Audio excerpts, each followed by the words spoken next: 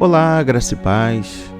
Estamos retornando para darmos continuidade à leitura da Bíblia em ordem cronológica. Hoje, no 13º dia, lendo esta linda história que Deus escreveu para nós, trago hoje o livro de Gênesis, dos capítulos 27 a 29. Dentro destes versículos, destaco aqui o texto principal da meditação de hoje, que está no capítulo 28. Vamos falar sobre Jacó.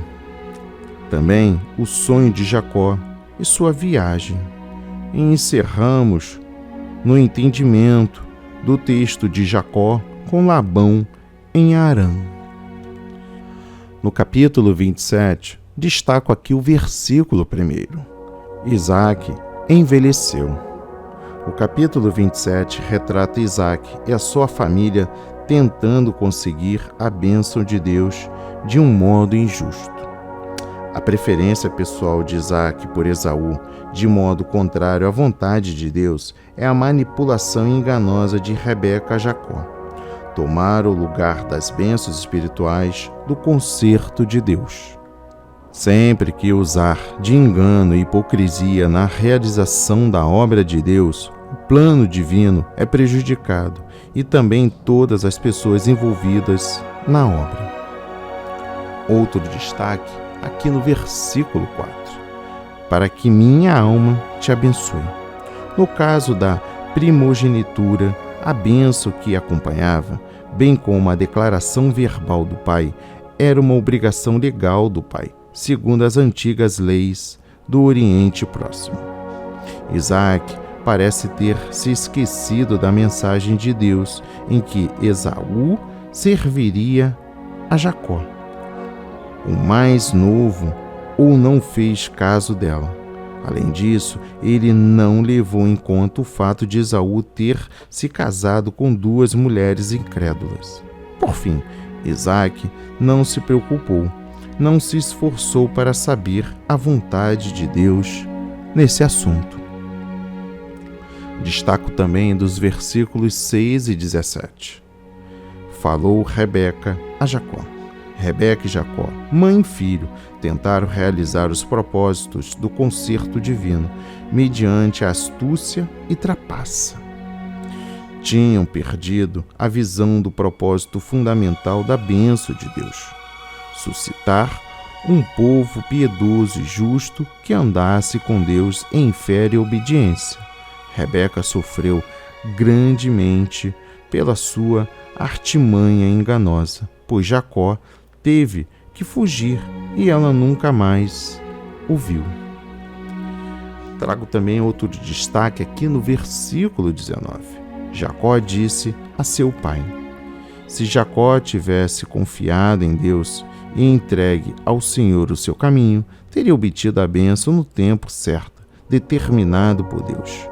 Jacó, porém, mentiu 2 vezes, a fim de obter a bênção a seu próprio modo. Primeiro, obteve o que queria, mas lhe custou muito caro. Teve que fugir para escapar com vida, privar-se do que possuía e deixar o conforto do lar. Ele escolheu em si mesmo a sementeira das fraudes que praticou contra os outros e viveu longos anos no exílio. Durante toda a sua vida sofreu revés após revés, até declarar finalmente: pouco e maus foram os dias da minha vida. Os atos e experiência de Jacó devem ser ponderados por todos que torcem os fatos e enganam os outros na obra do reino de Deus. O sucesso espiritual deve ser obtido por meios justos e não por maquinação e fraude. E encerra aqui no versículo 38. Esaú chorou. De conformidade com o livro de Hebreus, capítulo 12, versículos 16 e 17, Esaú perdeu a sua bênção por ser profano e daí desdenhar da natureza sagrada da bênção. Agora mudou de opinião e com lágrimas buscou a bênção, mas suas lágrimas eram de desengano e de raiva, e não de tristeza, pelo caminho pecaminoso que escolhera. A experiência de Esaú nos adverte contra as escolhas erradas da vida, que provocam consequências terríveis que não poderão ser anuladas. No capítulo 28, trago destaque no versículo 4, a bênção de Abraão. A bênção de Abraão aqui é a terra prometida, para que em herança possuas a terra que Deus deu a Abraão. Note que quando Paulo aplica essa promessa aos crentes do Novo Testamento, a descendência de Abraão, lá que está em Gênesis, já lemos, no capítulo 3, versículo 19, no versículo 29, ele o faz referindo-se às bênçãos espirituais e não às bênçãos materiais, especificamente a promessa do Espírito mediante a fé. No versículo 12, destaco aqui os anjos de Deus. Esta visão dos anjos evidencia que eles tiveram um papel importante na proteção, no cuidado e na libertação da parte de Deus para com o seu povo. No novo concerto, os anjos também estão ativos em relação à vida dos crentes.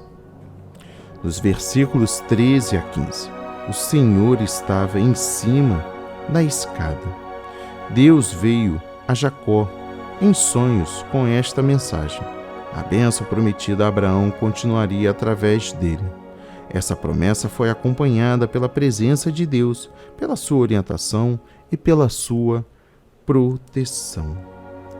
No versículo 19 e último do entendimento, eu trago aqui Betel. Betel significa a casa de Deus e pode representar qualquer lugar onde Deus está presente, num sentido muito especial. E por último, capítulo 29. Destaco aqui o versículo 5. Labão. Labão era tio de Jacó, o que estava à procura dos familiares da sua mãe, perto de Harã. No versículo 25. Por que, pois, me enganaste? Talvez Deus haja permitido que Jacó fosse enganado por Labão e Léia, a fim de castigá-lo e fazê-lo consciente do mal e da mágoa que causara quando enganou seu próprio pai e seu irmão Esaú. Falamos lá no capítulo 27. Devemos compreender que, embora Deus nos perdoe determinado pecado e nos restaure a seu favor, Ele poderá, ao mesmo tempo, disciplinar-nos por esse mesmo pecado. Permanece o princípio divino: não erreis, tudo o que o homem semear, isso também ceifará.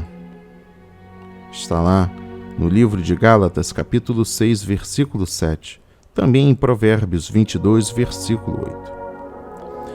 E trago também aqui outro destaque no versículo 28. Lhe deu por mulher Raquel, sua filha. O casamento de Jacó com duas irmãs conflita com a ordenança prescrita por Deus na criação, ao estabelecer a família, que o casamento consiste de um só homem e uma só mulher. Posteriormente, na lei mosaica, Deus expressamente proibiu o tipo de casamento que Jacó contraíra. A revelação divina no Novo Testamento enuncia a monogamia, uma só mulher e um só marido, com uma única forma lícita do casamento. Deus pode ter tolerado a poligamia do Antigo Testamento porque o povo não tinha plena compreensão da vontade de Deus no tocante ao casamento e porque esse povo era duro de coração.